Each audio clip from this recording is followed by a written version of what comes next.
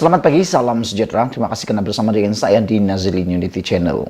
Baik, pagi ini saya akan kongsikan dengan kamu semua satu pendedahan dan penjelasan yang saya pikir satu Malaysia harus tahu dan perlu di-share.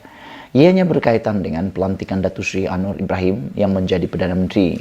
Hari ini, Datuk Seri Anwar Ibrahim jelaskan bagaimana situasi sebenar pertemuan beliau dengan Yang Kebawah Duli Yang Maha Mulia yang di Pertuan Agong.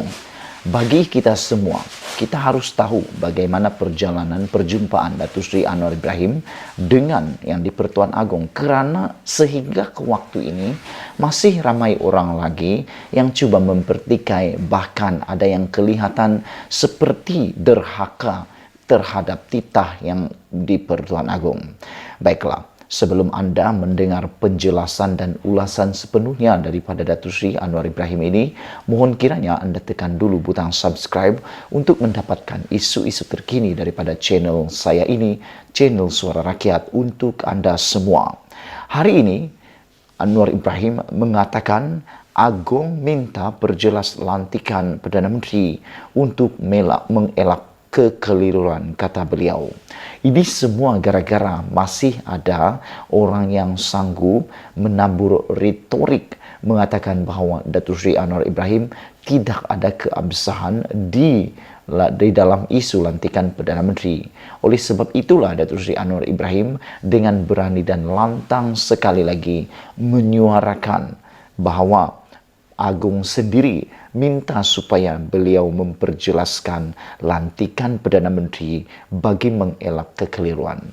Perdana Menteri yang kita ada sekarang ini, yakni Datuk Seri Anwar Ibrahim, bukan Perdana Menteri yang suka mengelak media, suka menanggu-nanggu, apalagi takut menjelaskan.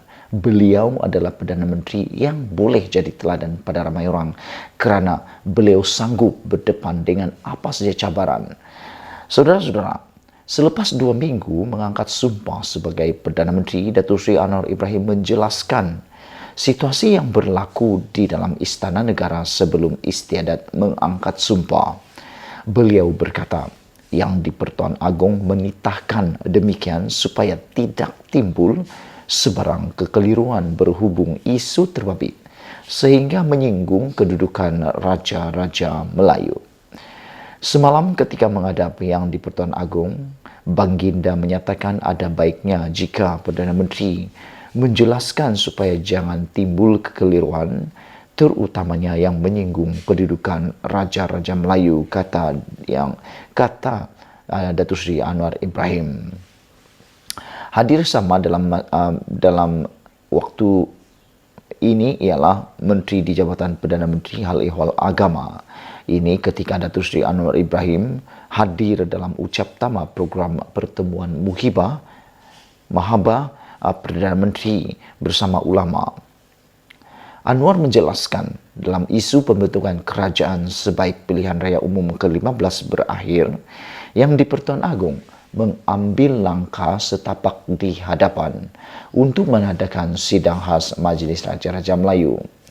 Yang di Pertuan Agong mengambil pendekatan mengikut perlembagaan walaupun ini dipertikai oleh setengah tokoh Melayu dan Islam. Penjelasan yang di Pertuan Agong kepada saya dan Raja-Raja Melayu yang sempat saya menghadap adalah menyatakan daripada awal tidak dipertikaikan bahawa parti yang memperoleh kedudukan terbesar akan mendapat keutamaan. Pada ketika itu, parti menang dengan kerusi terbesar ialah Pakatan Harapan PH sebanyak 83 kerusi parlimen dan diikuti oleh Perikatan Nasional PN sebanyak 73 kerusi parlimen ketika itu. Seterusnya, ada usaha sambilan untuk mendapatkan akuan bersumpah SD dan ia terus berlaku dalam tempoh ditetapkan yang di Pertuan Agong, iaitu sehingga jam 2 petang 21 November lalu. Anwar berkata, berapapun jumlah SD yang diperoleh itu hanya akan ditetapkan setelah waktu diberikan berkenan dimuktamadkan. Seperti mana dalam perlombaan, dia boleh potong kita di round pusingan pertama. kita potong dia di round pusingan ketiga, tapi yang pentingnya ialah garisan penamat, kata Datuk Seri Anwar Ibrahim.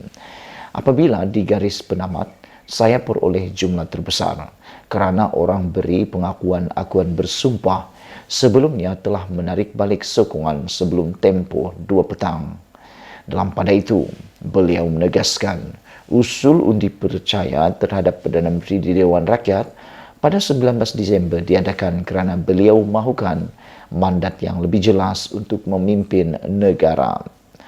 Rasa perlu untuk adakan undi percaya kerana jumlah dari Pakatan Harapan, Barisan Nasional, Gabungan Rakyat Sarawak, Gabungan Rakyat Sabah dan parti kecil lagi.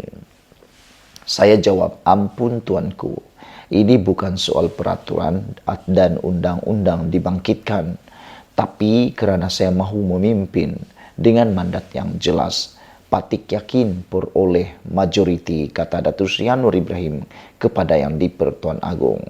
Andai kata tidak peroleh, patik akan tunduk suara rakyat, kata Datuk Seri Anwar Ibrahim.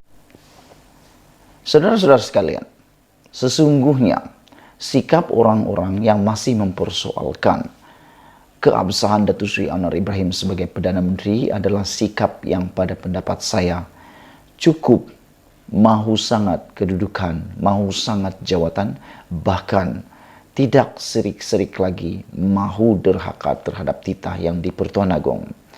Saudara-saudara sekalian, sebenarnya tidak ada keperluan pun Datuk Seri Anwar Ibrahim untuk membuat undi percaya di Dewan Rakyat.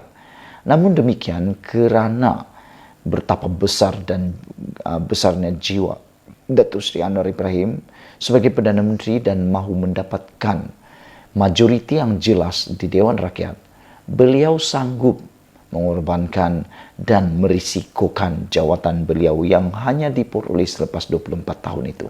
Bayangkan saudara-saudara, kalau ini adalah pimpinan daripada parti yang lain.